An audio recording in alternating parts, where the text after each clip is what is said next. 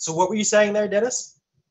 About my subvert, because we were talking on the break about my subvert. Let me see if I can get it out here. Yeah, this sumbitch. There's a gentleman on Instagram that might know some things about some Spydercos and have some inside information. Did drop a comment about a mini subvert, and that highly intrigues me. More than a mini subvert, I want a large Zulu. Fuck you. Give me one of these with a 4-inch blade. Big Joe, can you black yourself out? Yeah. Can you just mute yourself? Yeah. Perfect. Yeah, there you go. If the mini subvert is in the same ratio as the small Crooked River to the full size Crooked River, I'll really like that knife. Yeah. A lot. Because that machete style blade tip, I don't know what it is about it. It's so ugly, I like it. So let's just say me and Nigel might talk about a trade, and he might buy the mini for me, and I might trade him for the full sized. And that's a maybe. That's a maybe category. Because they discontinued the full size, so I don't know how collectible the full size is going to be on that thing. But I know hand grip size, full size Crooked River compared to mini Crooked River, we might have something to talk about, right? So yeah, it's definitely the full size for me because that's just right where I sit. Well, and this subvert is like basically the exact same ratio as what a Crooked River was, like a very weird shape to it, but it was very much that same, just monster, just a monster. Yeah, that was the first knife that came to my mind as like a quick comparison size wise. I just want to jump in really quick. Before we went away, Will to Survive mentioned that he's not a big fan of S90. So it's leaving more out there for Dennis. You're doing it wrong. I was expecting him to say it's okay to be wrong. No. The reason is that you need to put it on a 600 grit diamond, and then you need to strop it, and then you need to forget about it for 5 years. Like, it's seriously. But don't overwork S90. It's not worth your time. You put that toothy edge on it, and it will chew through stuff for decades before you have to touch it up. But people want to overdo in the mirror polish and the KMEs and the blah, blah, blah. And S90 is not the right steel for that. That's why I like 20CV and M390, is because just like the knife I was carrying today, Jesus, I have a lot of knives around me right now. That's the reason I like putting those stupid edges on the 20CV, is because it's just, it's one of the few knives that I actually have a polished edge on as well. And that's mostly because the person I bought it from had already done most of that work for me, if I'm being honest. But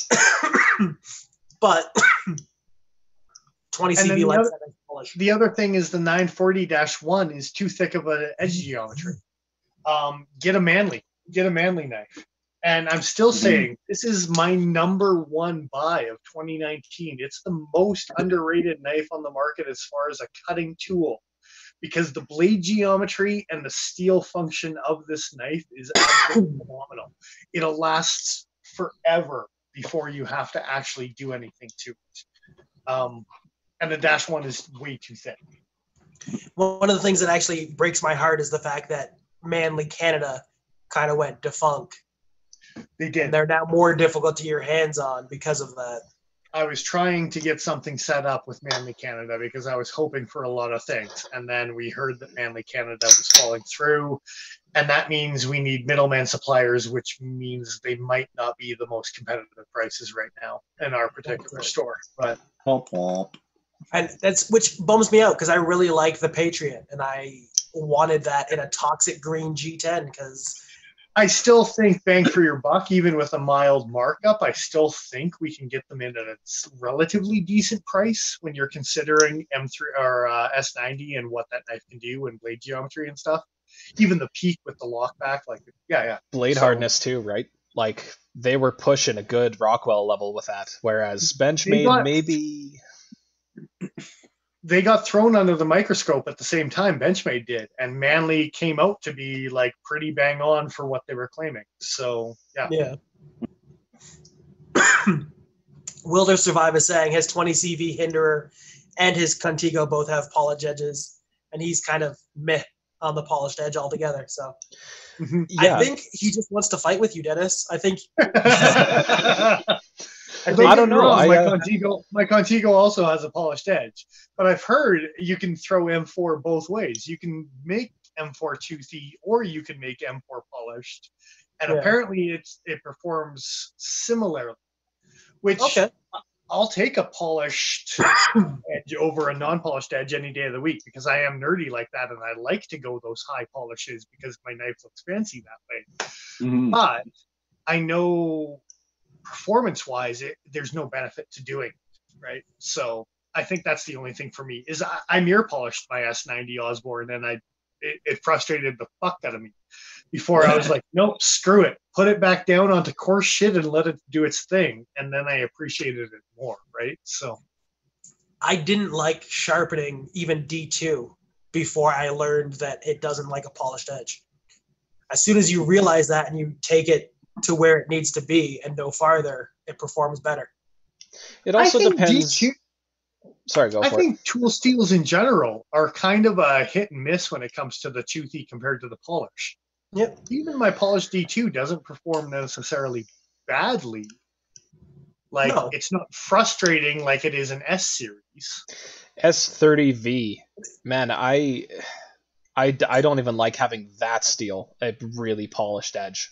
No, you should. You shouldn't like that steel. No. But when it, like D2 for me, go ahead. Sorry. Oh, I was just going to say, like you were saying for the D2, I've also found that a polished edge on D2 just does not seem to last. It really does better with a toothier edge. And this will also depend on what you're cutting. There was a period of time where I was helping my dad cut down a bunch of nylon strapping. I forget what type of machinery we were disassembling, but we needed to section up this. And like, okay, well, here's a knife out of my collection, and I had this one at a D2. I think it was my Adamas, and it could also be the geometry, but I did thin the edge considerably. Regardless, the D2 just didn't perform polished. The following day, I had resharpened the knife on, I think the highest I went was on the brownstones for my Spyderco, and it did way better. Way, way, way better than the nicely polished edge I had previously put on.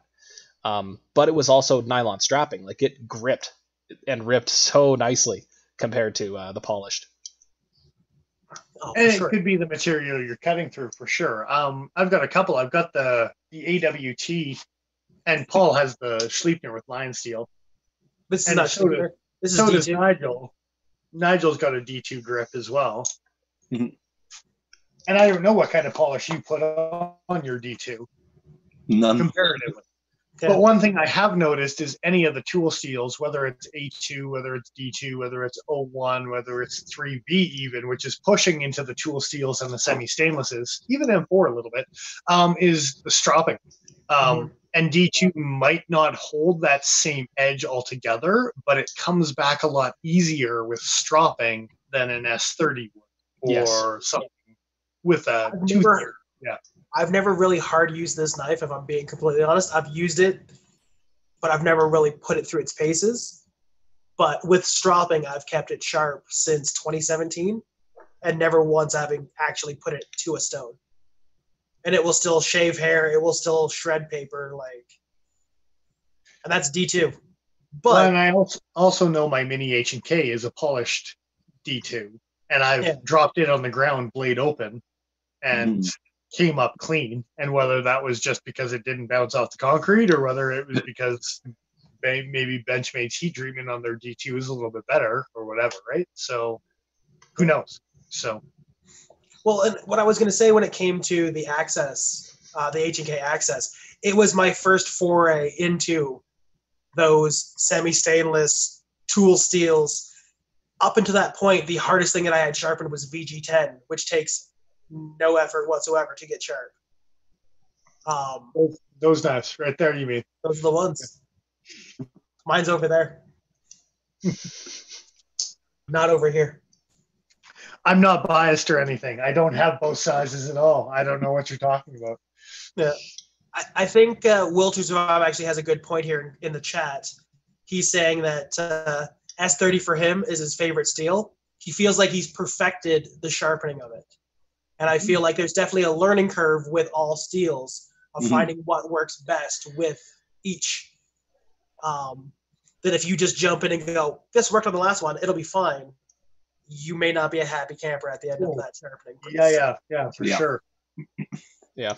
I think that's if you switch from 8CR to S35, you're in for a big wake up call. Like yes. Yeah.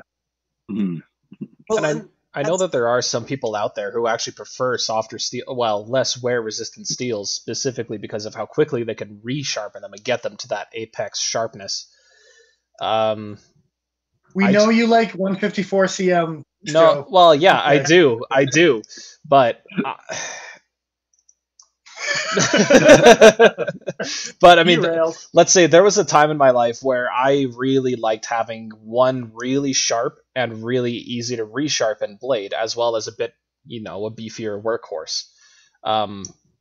But as I continue on now, it's like I don't know. I find it more useful to have a single blade. Like I ever just carry a single blade anyway, but that's besides the point. I find it more useful to have a single primary blade that just will hold the edge for a lot longer. I don't see the reason to step down and have those two traits separated all that well.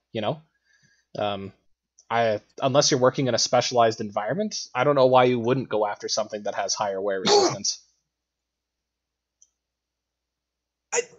I think there's something to be said for the soft steels out there, like 12C27 Sandvik. I love this stuff. I cannot say enough good things about Sandvik steel, 14C28 or 12C27. Every time I've used it, I've been impressed by it. And not just, like, it sharpens really easy, and it takes a wicked sharp edge. But oh no, I've hit the plate. I use the Ika knife more as a steak knife than anything else. It bounces off a plate all the time. You strop it a few times, and it's back razor sharp again. And I was going to say, the Sandvik steels in particular are very stroppable steels as well. And very, very tough, especially 14C. Like, you can abuse that steel, and repair is very easy, but the damage in the first place seems to be pretty minimal, at least in my experience. I'd almost call it like a stainless 1095 type of thing, right? Like it's better edge retention and way better toughness. I honestly compare it to 20CV all the time, because 20CV is another steel that I've had that it definitely holds its edge between stroppings for way longer, but it's a knife like my where is it? My Anthem. I carried this knife literally every day for almost 2 friggin' years straight and used it constantly. And every time it started to go dull, I stropped it and it was shaving hair again, and I was back to work using it, and it worked great. And I feel like Sandvik has that same kind of stroppability where it comes back really easily. It may not hold its edge as long in between stroppings, but if you're willing to strop it 4 or 5 strokes a day, it's going to work. Contrast. For the record, I saw a guy on Instagram today with a bright blue anodized Anthem with a black deep carry pocket clip. And just for the record, Paul, sexy as fuck, man. It was sexy as fuck. I know how much you like your penis clip, but that black deep carry on that blue was a good looking knife, man. You should send me that post at some point, and I'll make my judgment. To dig that bad boy up for sure. Yeah. So I think Will to Survive is trying to make up Dennis. He's saying that he's a Benchmade fanboy, and we all know how much of a Benchmade fanboy that you are. So I got a chest. Yeah. Hey, wicked. Given PNW just jumped back into chat, which is awesome. We actually are back up to 6 people. He had the same idea we did, right? He had to go off for a bit of a break, right? So came back. What's going on, dude? So far we've actually made it through a good portion of our questions. We actually only have 2 left. Sweet. How many was that overall? that we've gone through? 4 so far. So there were 6 questions. 6 questions? Okay. Yeah. I knew we were going to number them, so I might have figured we'd do a number count right now. Yeah. There you go. And the question is, what's your most important feature on a knife? Whether it's bearings, flipper, thumb stud, disc. What's your bag? Feel in hand. Oh, I want to hear answers first. I want to criticize before I come up with my own judgment. Fair enough. Okay, so brutal. Since we're building this animosity, we're gonna end up having a like jiu-jitsu fight between Dennis and Emerson 1095. Also, will she survive? We'll see. I'm open to learn new things. Let's just see where it goes. No, I'm just saying he's the first answer up here, so I'm gonna start with him. All right. And he wants a quality material. He's concerned about the country of origin. And to quote Frank Castle, super patriotic, always buy American, which I'm Canadian, so I care much less about that. Yeah. You can count the number of Canadian knife manufacturers on one hand, I think, at this point. Yeah. So. And they're all customs. Almost all. Yeah. There's like semi-custom. You know what I mean? Like that. Yeah. There's Groman, but other than that, I don't know who else is in like the public mainstream production. It's the custom knife world at that point. Right? Yeah, exactly. We have many Canadian custom makers, but as far as factory production, we don't really have any. Well, like, would you call North Arms custom, or would you call them like limited production? They're still custom. Mid-tech, I would say. Mid-tech? That was the word I was going to go. Yeah. Dennis. I think they're a step above mid-tech. Well, they do limited production run. They don't do full custom, as far as I'm aware. They don't take an order for like, oh, I want you to design me a new flipper knife with X steel and Y handled material. They don't do that. Kirby, no, but if you can get on why I think about them custom is they're doing something in the very small group of 2, 3, 4 people tops type of thing, and very hands-on rather than automated assembly line, 12 people. Like Chris Reeve, even with a employee staff of 20 people or whatever it may be, is still into the like half automated, not really hands-on all the percent of the way. And I think North Arms very much is in that realm of like still very much every piece is handled by very few individuals, that you could almost call it like a custom rather than a mid-tech. And that's my own argument for that. But yeah. The only argument that I'd have to that is usually when it comes to custom, it's one guy. It's not a group of guys. Usually that's when you start getting into the semi-custom. But it's a hazy line, right? Like, would Joe call his stuff custom just because I screwed the handles together? That's a question for him. I'm not gonna, I know. Yeah, I wouldn't call any of my stuff a handmade custom. I'm not going to call any of that stuff handmade because pretty much all my parts are made on a mill.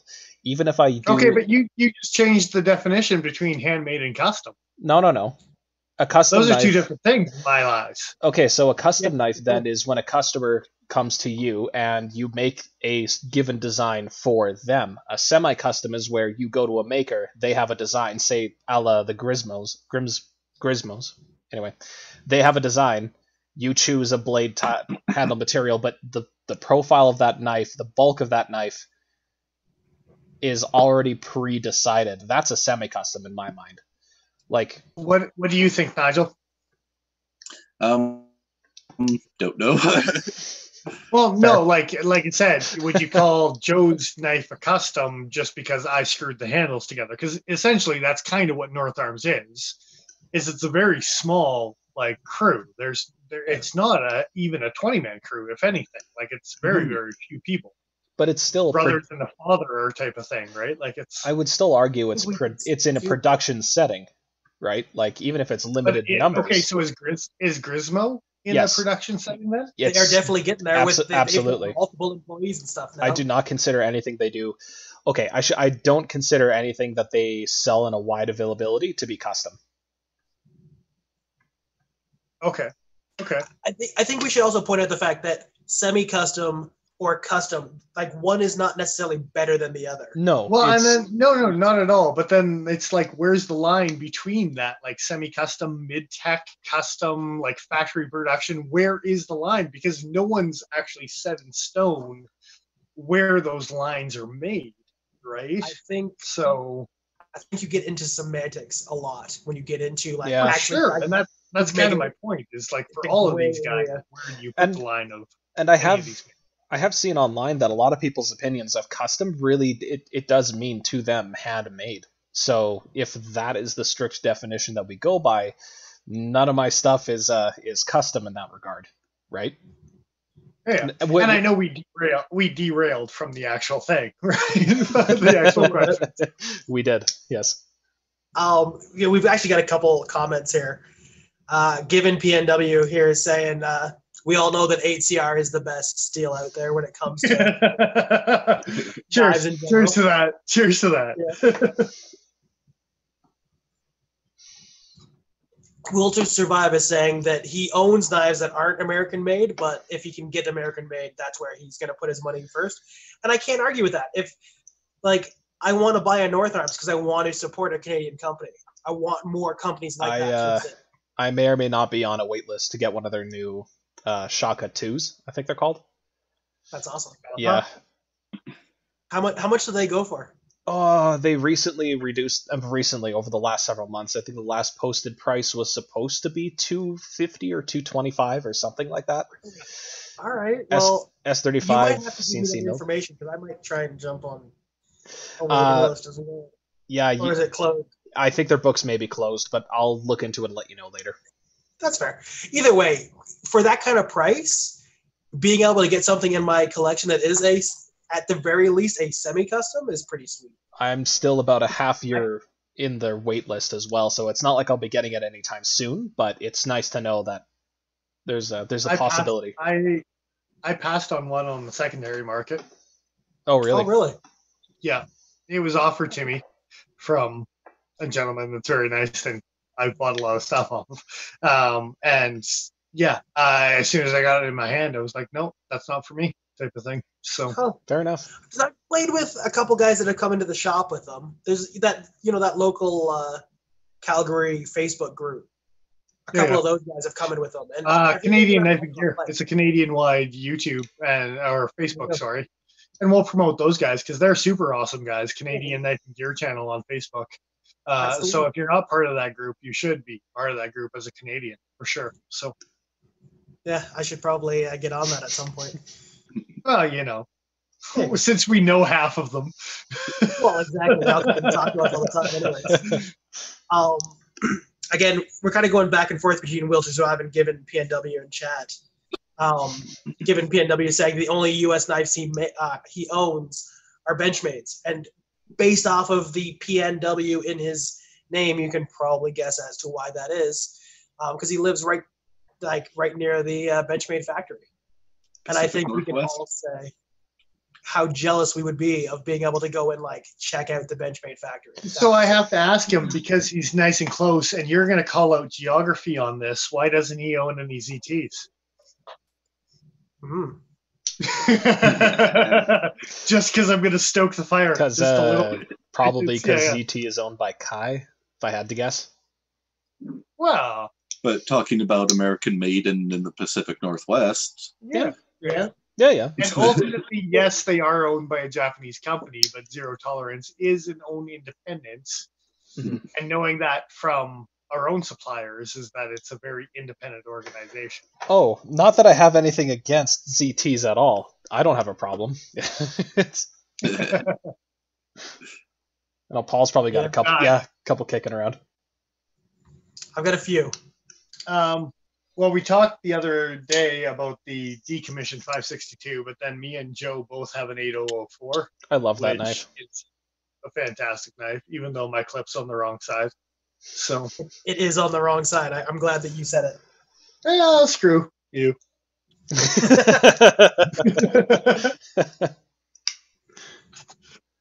Oh, and I forgot about the Tigger. You got an answer to your question, sir. How could I forget about the Tigger? Oh, the Tigger. I love that thing is a controversial monster. It's a monster indeed, but I love it. The ZT301 that I customized for myself just because I needed to do those things. So we have an answer to your ZT question from Given PNW. And he's saying that ZT just isn't his style, and the prices are a bit higher than other companies for their like base models and stuff, which I agree. Yep. Buying ZTs hurts, but I can't stop, won't stop. I can understand not falling for the built like a tank motto that they try to reinforce so much. What are you talking about? Yeah. I will say outright that I prefer most of their models that aren't like they don't have that feel to them. You know what I mean? Like I like my 909. I'm actually that thing's growing on me, but it's not my go-to ZTs are not the overbuilt tanks. The 300s, the 350s, stuff like that. They're not usually my style. I think I was commenting the other day. I think it was the model the 0808 that was like a little Warncliffey version of the like a leak type of thing, but a flipper, and it had a mirror polished pivot collar and a mirror polished backspacer. Yeah, that's a nice looking knife. And like this classy little gentlemanly ZT that you would never see because they're overshadowed by my giant tiger striped bullshit. What's the one with the fly through pivot? Is that the 609? Yep. That is not a overbuilt tank. No. And I didn't think I was going to like that knife, but I really liked it getting it in hand. I think ZTs, they're trying to diversify in what is it? They're trying to appeal to a wider market. At the end of the day, that's what that is.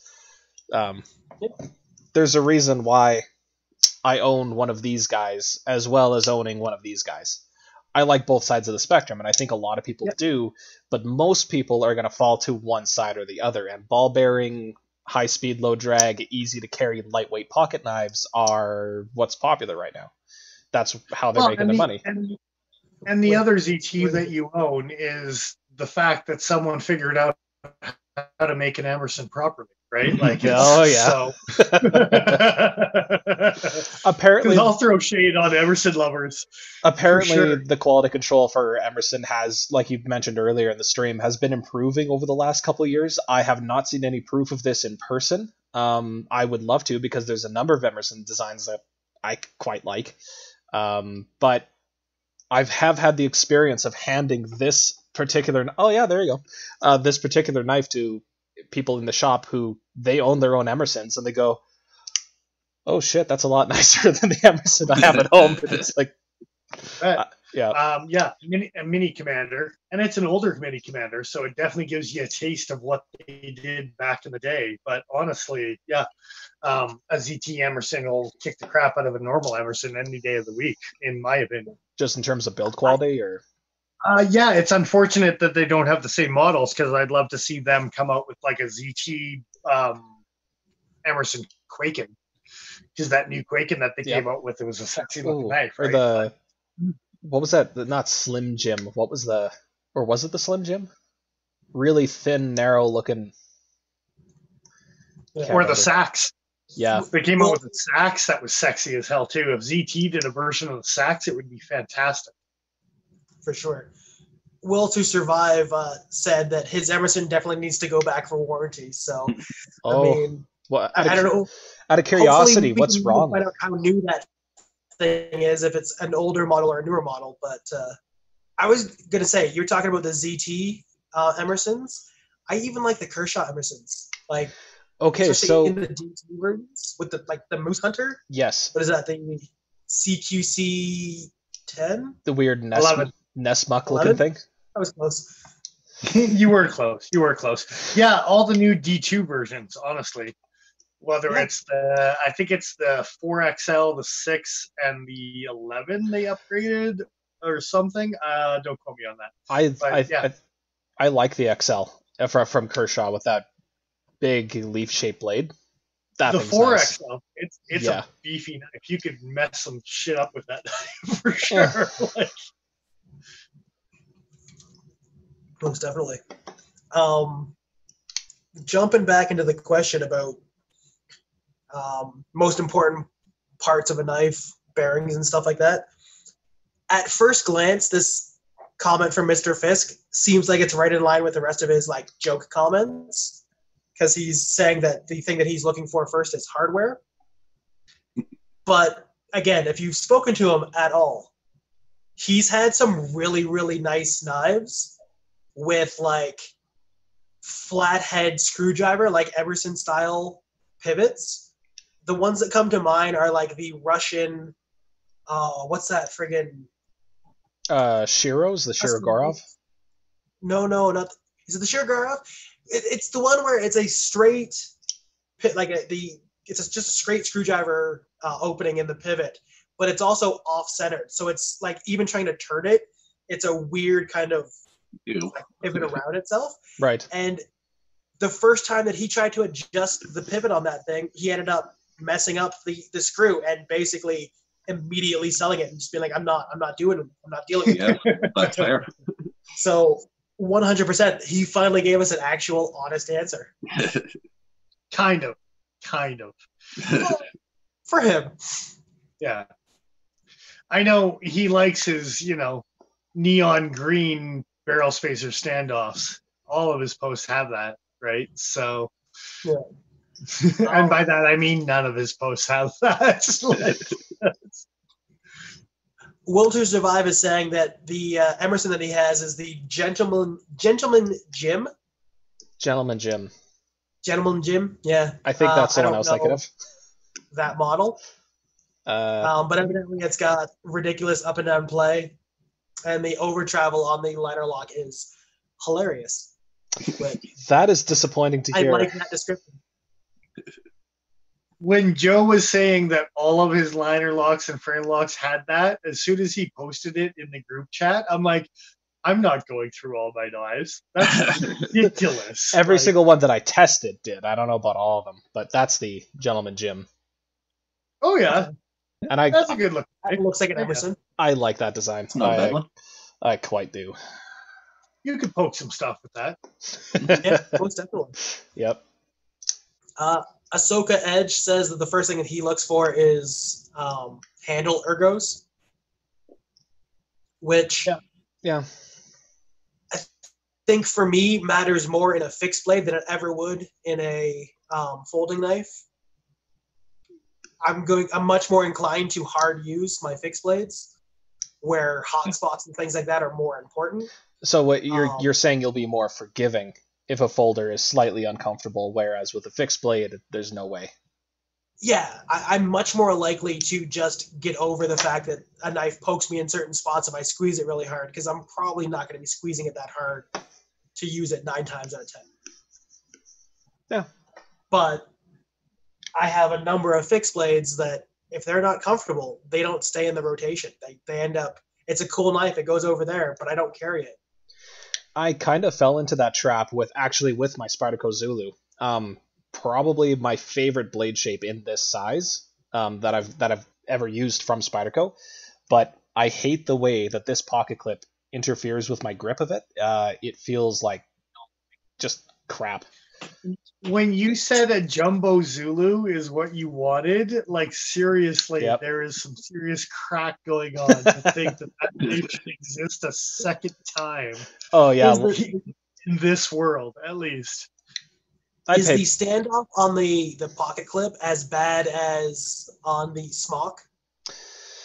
For like height? Yeah, it's pretty similar. Like I'll bring them up close here.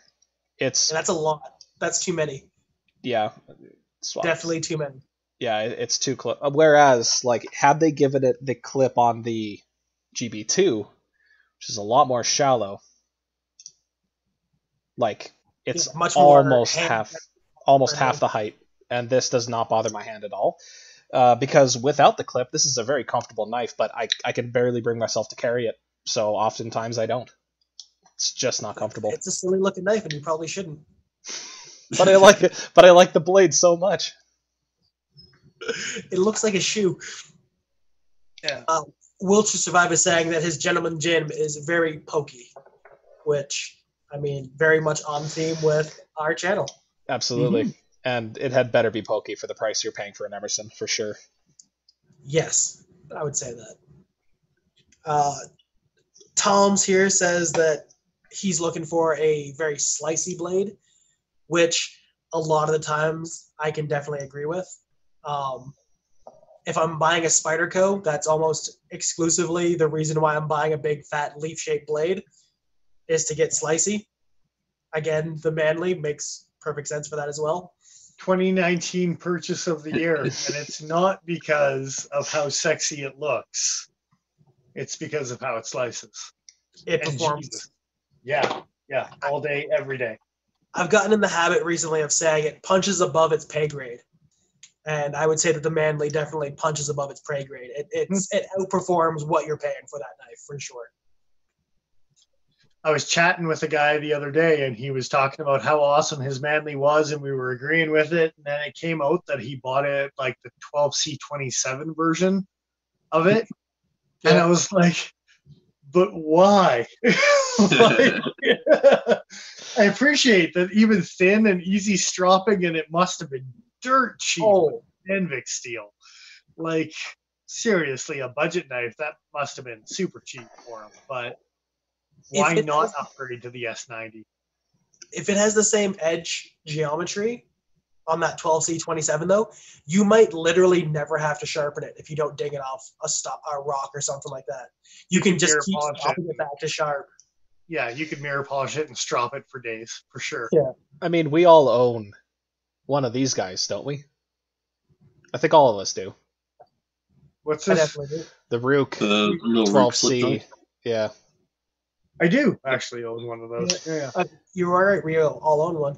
And I think I agree with that steel at that thickness. Like, I mean, this isn't as thin stock, I don't think, but it's really thin behind the edge because it's all hollow ground. This thing slices like a dream. It's just awesome. It doesn't like plates. No, it doesn't. That's why I stopped using it as a dinner knife. But I literally have never sharpened mine, though. It's only ever been stropped, and it's still hair-popping sharp right now in the cupboard. Crazy. Probably.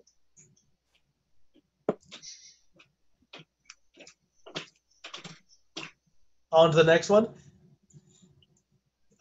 Who's your knife nut? I think he got a little bit too literal with his response. He says he looks for a blade and a handle, which, yeah, I guess he just picks up a knife and buys it. Those are crucial things in purchasing a blade. I have no comments. I'm glad to see he has not traded his magic beans for a chunk of glass. Like it's a piece of onyx or something. It's super spicy. Given PNW actually has mentioned that the sliciest knife that he owns is his Victorinox, which I can agree with, and I have the scars to prove it. I've never used one of those knives without cutting myself at some point or another. And now you know about Paul.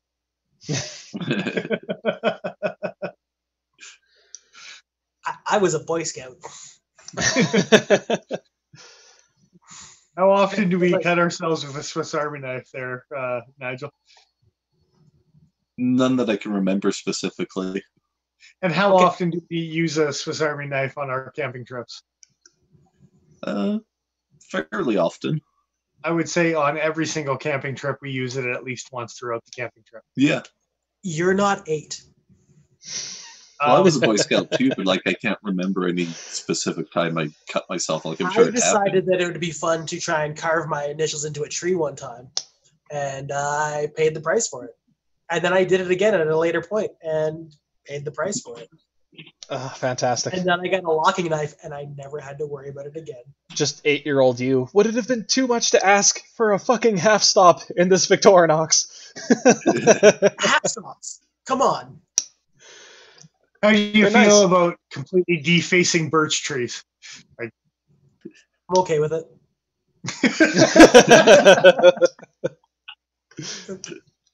Fantastic. I'm also okay with harvesting certain amounts of birch bark, although I usually find a a birch that's fallen over to do that. But I've got a big old chunk of it over here somewhere that I found on a half-rotten log. Mhm. I'm actually kind of in the process of making a new handle for my ferro rod because the one that I have that's like multiple different pieces keeps breaking in between those pieces, and it's making me sad. So it might get replaced. Was it because of all your field tests down the stairs? No, this wasn't the thing that got thrown down the stairs. Oh yeah, it was the handle scale. Yeah. It was just the handle scale. That handle scale has held up amazingly. Like, genuinely. It's over here somewhere.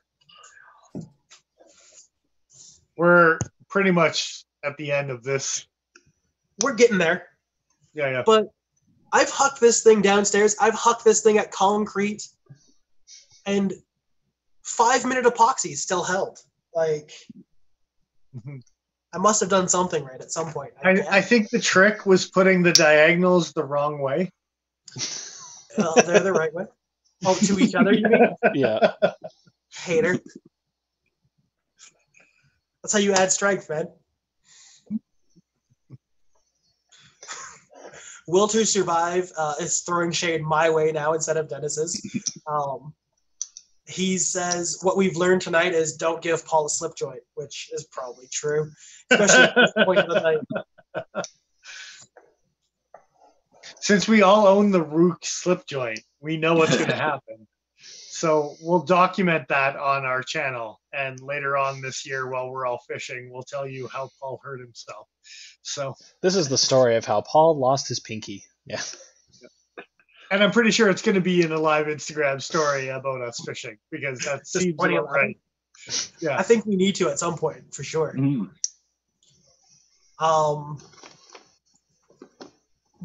Burrow EDC says the thing that he looks for is lockup, which is kind of relevant to a lot of the conversation tonight. Yep. Yeah. Hey, look, So- if that one locks up. Hey Dennis, how this about one you? locks up fantastic. How about you tell a short story to clue those in who don't know? The first Pleroma I got was the worst wee knife ever made. Is that what you're saying? Like, it's yeah. Yep. The second one I got is fantastic and drop shut like nobody's business, right? Like, it's fantastic, like a wee knife should be. But my first Pleroma did not lock up in the slightest. It was machined off and shuttered closed with a hint. Well, and didn't have a detent when it was closed, and there was other things wrong with it as well, right? The entire thing was just machined off. At some point, somebody drilled the holes in the wrong position. Yeah, for sure. So, but they gave me a good one, and I'm super happy with the new one I got. But yeah, when it comes to lockup, especially the more you pay for it and the higher end it goes, and the more you expect, and what those tolerances are going to be, like the Chris Reeve that we were talking about earlier, and your expectations for the price point. That's exactly it. If you're paying for a locking knife, I mean, that however much that knife costs, what, like 700 Canadian? You kind of expect perfection at that point. No. This knife wasn't that bad. Wasn't It's Sabenza price. Oh, okay. I thought it was a little more expensive for whatever reason. But even so, like in the 4 to 5 realm. okay. But even so, at that point, doesn't matter who's making it. You want it to be perfect. Yeah, exactly. I gotta be honest, if I was to pick between the Pleroma and a Sabenza, I'd probably pick the Pleroma. No, I think I'd pick the Pleroma. It's okay to be wrong. Well, or you could just throw a wrench in the works and like order a Rhino, for the same price for the X series from Riot. And as the designer Jared mentioned, it's a hell of a lot more fun to play with than a Sabenza. So we're going to see how true that statement is within the next couple weeks. So I would love to get my hands on that knife. I'm really curious to see how it performs. If I find out you cut paper with my knife before me, I'm going to fucking stab you with it. I'm just letting you know that right now. So, and it won't be a pound of flesh type of bullshit, but you'll be limping for at least a week. Like, just in the thigh. That's fair. For anybody not in the know, I cut with the pleroma before Dennis did, not realizing that the first thing that he didn't do with it was cut something, which would have been the first thing that I would have done with it if it was my knife. Oh, the joys But I of guess working he hadn't together. technically bought it yet, so I cut with his knife before he bought it, even because I'm a dick. Some of us respect the fact that before it's actually a bought and paid for knife, we don't fuck around with it. Like it's That too. I was reviewing. I wanted to. I cut one piece of paper. field testing. I mean, I was really gentle when I was batoning with it. Okay, that's why I didn't lock up. Obviously. I understand why it didn't lock up all of a sudden. Yeah. Something about this warranty claim doesn't sound right anymore. It's all right. He's got the knife already, so Yeah. You hush. On with that, Knife Collie, who's actually was the runner-up in the giveaway that we did a couple months back. Oh, nice. He's the one that got the pub. Yeah, exactly. Russian cat. Very cool. Yeah. He actually looked for a bunch of features, including ergonomics, geometry, and knife skill. And I think geometry, like you were saying with your Manly before, is really important. Getting a knife that performs as well as you want it to for the money.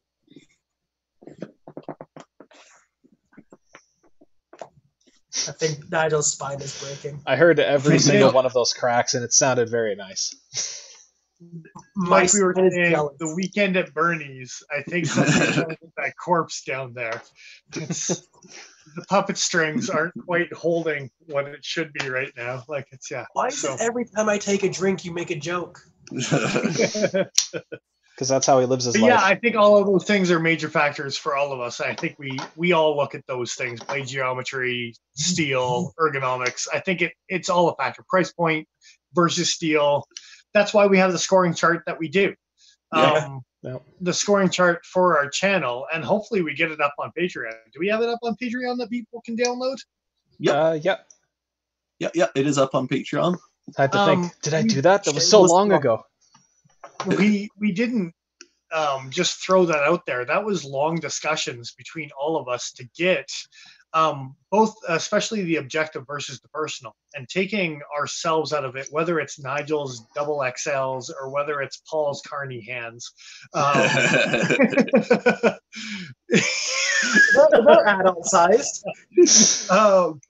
Yeah, that's why we made the scoring chart that we did. And there was many versions. Like I want to say 3, if not 4 versions of that score chart. Mm-hmm. Before we got to the final version that we could all agree on was a decent way to score every knife that we have, right? Yeah. So as objective as possible. While also getting our own. We're still putting the passion of being a knife guy and loving the art and the aesthetics of a knife guy in at least 50% of that equation too, right? So Mm-hmm. I like run over our time limit. We're almost done this question. We only got one more response from a person who might have the best Instagram title or name of all time. It's Screaming Pirate. Screaming Pirate. Screaming Pirate. And it would be better if he was a Screaming Pirates parrot, because that's just funny. But anyway. But he's saying recently he's looking at smooth actions is important to him. And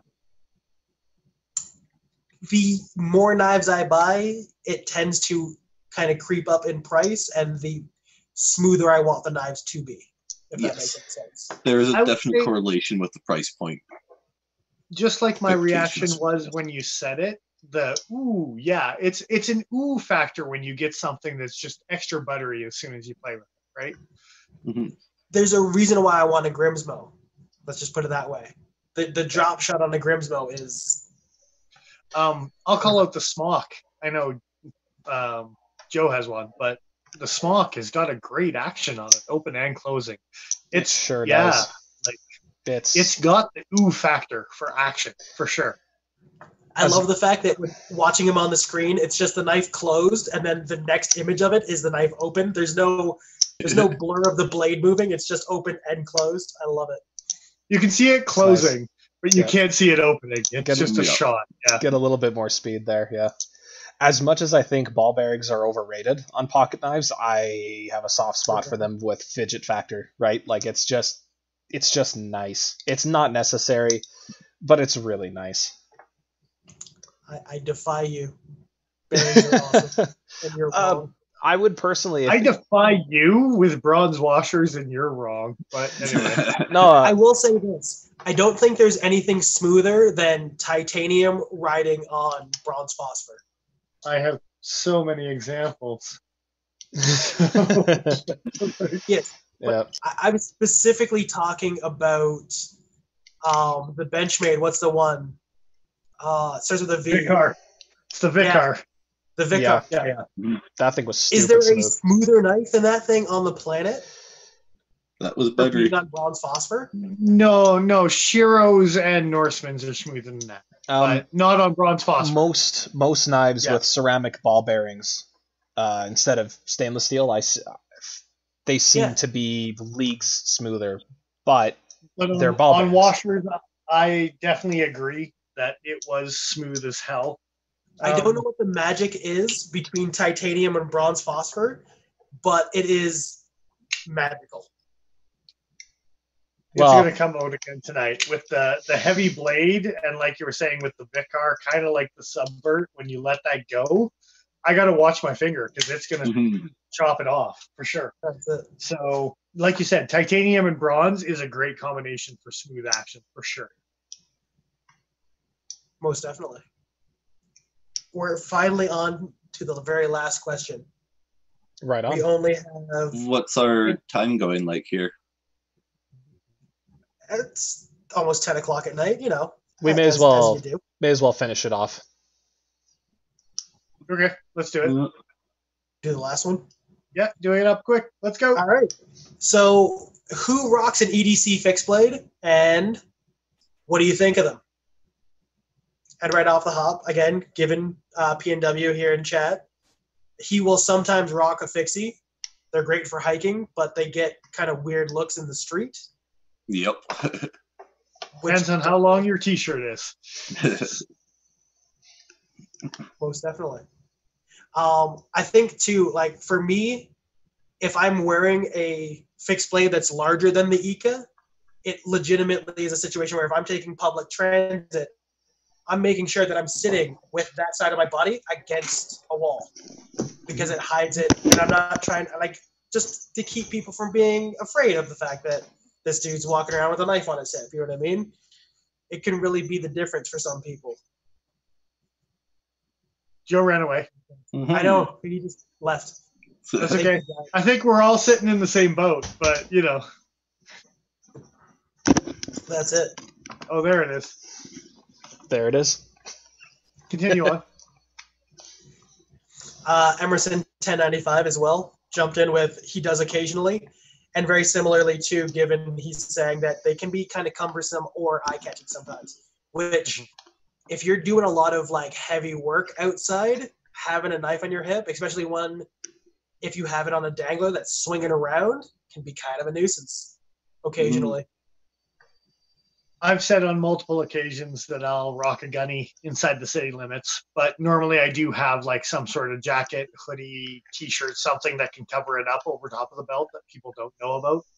So one of the reasons I love the gunny is for an EDC environment, and that's where I love the Bravo for more of a bushcraft, bigger brother, beat-up environment type of thing.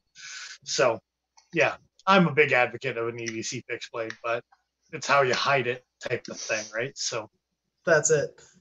Mr. Fisk jumped in with he thinks that them Canadian boys do, which yes, we do. Yeah. Absolutely. Ta-da! Have you met us? Yeah. To be fair, I was wearing 3 today, technically, because I had my neck knife and then 2 on my right side. That's ridiculous, but continue on. That's too many. Will to Survive is saying that he carries his fixed blades inside his waistband, which I don't have a lot of experience with. Anytime that I've tried it has not been particularly comfortable. Same. You know, having a belly at all makes a lot of that kind of stuff uncomfortable pretty quick. That is fair. You can get away with it, but even as a skinny boy, it's not necessarily the most comfortable thing in the world. I can understand certain designs, like an SOCP dagger or something like that inside the waistband. I can understand, but out of curiosity, I know they actually advertised this version of the SOCP folder to be carryable inside a waistband. So I've tried it. I don't like it. It's not great. It's not ideal, gotta say. That's because you have baby soft skin, Joe. This is true. Okay. It grates on my skin and it makes me sad. It's all of the acid there. It just gets rid of any dead skin flakes and just keeps them baby smooth. Absolutely. No, I can't imagine trying to waistband carry anything longer than that. So like a substantial size fixed blade. The guys that you see carrying the large like Tantos and stuff like that in their pants or like even like under the armpit seems really uncomfortable to me. What do you mean you're not James Williams? Come on. I'm not. Is James Williams even James Williams? Will to Survive is saying that the SOCP is exactly what he carries inside the waistband. That's funny. But specifically the fixed blade. Look at this guy knowing things. Look at this guy. Ahsoka Edge commented that he doesn't carry a fixed blade. He used to, and that EDC fixed blades should match their environment, which I think is 100% true. Yeah, that's a good call. Yep. And even the best tech that I wore at work today, or like throughout this week, it was inside my front pocket, and like it was a neck knife type of style, but it was just a Kydex sheath in the front pocket that I pulled out and used a couple times throughout the week. And even that, it's environmental appropriate, as he put it. Right? Yeah, even as somebody that carries a neck knife, if I go out into public, it goes inside my shirt because it's one less question asked. I'll say that I actually normally have this particular ulu that I've made in my front pocket almost all the time, even if I don't think I'm going to need a fixed blade for the day. Having a solid piece of steel is some nice assurance for sure, but it's flat and pancake and compact, so it doesn't show, it doesn't draw unnecessary attention. Whereas the largest fixed blade I'll comfortably wear in the city these days is something like this, the Rue Cornet. It's also because when you text Joe and you say, "Hey, what are you doing?" he always responds, "Fondling my ulu." Yeah, that too. Giving it his catchphrase. It's fun. It like you're saying about like carrying something right now, living downtown with how many protests have been going on and stuff like that, there's been a vast increase in number of police that are up and down the street that I live on. And I would much rather not catch people's attention or accidentally walk into a protest with a knife on my hip and then have it be a situation where now I'm in the protest and I'm carrying a weapon. You know what I mean? I got to be honest with the, like, when the shit goes down situation, though, I might be throwing up my, like, 479 Fox Carabin on a back pocket carry just in case type of idea. And I hate to say it with this day and age, but, like, and especially as Canadians, like, trying to be as peaceful as we can. But I'm happy that I have my Contigo in a lot of the time. My mindset is from the concept of the police sweeping in and arresting people. Yeah. Questioning why you have what you have. Yeah. And on that note, we're going to move on to Tom's answer, which is fixed. I have to run away. That's it. I can't do it. Fixed blades can be pretty useful, which I think we can all agree with. Yep. And the last answer of the evening is from Burrow EDC. He says that fixed blades outperform folders all day. he carries one if it's in a place where it's legal to conceal, which luckily for us Canadian boys, as long as you're carrying it as a tool and not a weapon, you can carry it under a coat, in a pocket, wherever it is, legally. And you're good to go. Yeah. Yeah, a lot of Dennis people. needs to come back. Sorry? I was just saying, Dennis needs to come back. Oh, he certainly does. What were you saying?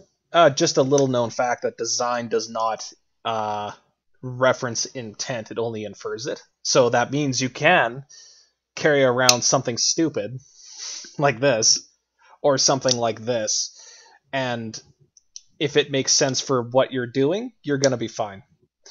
But it's one of those things where, yeah, like you were saying, caught in a protest, I would hate to have that be the knife in my pocket. And the cop decides to search and frisk because, like, look, there's been some, like, I don't know, there's a bomb threat, we need to search people, and then they find that in your pocket. It's not great, not great. I would much rather have this, or even the Ulu, than something like that, and have it become It's going to be a long, drawn-out conversation for sure. Absolutely. And that's even considering the fact that, you know, working at a knife shop, generally you get a jail-free card, but to some extent, at the very least, yeah. Yeah. What was Tom's answer? Sorry. We actually did two answers while you were going because you left. All right. Do what you need to. I'll tell you. Tom says that fixed blades can be pretty useful for EDC, which I was saying we can all agree with. Yeah. And then Burrow EDC said that fixed blades outperform folders all day, and he will carry one if he's in a spot where it's legal to conceal one. And I was saying that as a Canadian, as long as you're carrying it with a peaceful intent to use as a tool and not a weapon, you can cover it with your shirt. You can tuck it into a pocket, and it's perfectly legal to do that, which is pretty sweet up here. Rule of thumb is the bigger it gets, the more aggressive it gets, the harder the conversation is going to be. But if you're carrying just a small little civilian-y, campy, hunty, whatever type of thing, chances are they're not going to care. Yeah, exactly. Yeah, nobody's going to look at that and be scared of it. Let's be honest. My Bark River gunnies, I can carry all three different styles and no one cares, as long as I got my shirt over top of it and I'm not announcing to the world that I have it. Yeah, so that's it. That's my 2 cents. Yeah. On that note, we've come to the end of the questions, which is good because it's getting late. And it is. Yeah. Yeah, so just a bit. Sign off, and at some point I can go and eat dinner. That'd be fantastic. Yep. Well, appreciate everyone who did pop in to hang out with what's going on. Absolutely. Yeah, really appreciate everybody's responses to the questions. We got more than I think we all bargained for this week. Made for some good conversation. Nice to see what people are thinking. And hey, sure. Our numbers for viewers stayed pretty consistent throughout the 3 hours that we've been doing this. So thanks for sticking it out with us and that's it. and hanging out. Yeah, makes this a lot more fun when we get to interact with people who are watching. If I can convert some people to S90, it's my job is done, right? Like it's yeah. Yeah, that's it. I think that's your cue, Nigel. I'm going to give a thank out to the Cutting Edge for any support that they do give us throughout our episodes. They didn't give us anything today. Yeah, not this time. But Still, they're great. It's good. So yeah. Cutting Edge. If there's anyone out there watching that does want to help support us as well, we do have our Patreon going. So you can jump over there and see what sorts of tiers and bonuses and stuff that you can acquire. I keep saying that giveaway is coming. That Patreon giveaway is coming. And if we get a couple more subscribers and a couple more interest in the Patreon giveaway, we'll announce what it is. But it's going to be a good one. And even if it's only like 3 or 4 people, they're probably going to score pretty good on your odds. Even if they're not. So that's exactly it. But the more people that are over there and the faster that people join up, the faster that we'll get giving stuff away. And we should mention as well that as far as the people with us tonight, I think most of them do follow us on Instagram. But for the people that are watching this in the future, when we upload these videos, head on over to Instagram and give us give us a follow on Instagram. That's where you're going to find all the information about when we're doing live feeds like this, when we're getting back to potentially doing reviews in the future too. It's going to be someday. Who knows? I'll see all you sons of bitches around a coffee table eventually. Yeah. Indeed. And then I can insult you in person instead of across the platform, right? So exactly. So yeah, that being that, this is Nigel the Smith signing off. I am who I am. I'm Dennis Vipers. I am the Iron Joe. And I'm exile.ca. We will catch you again next time.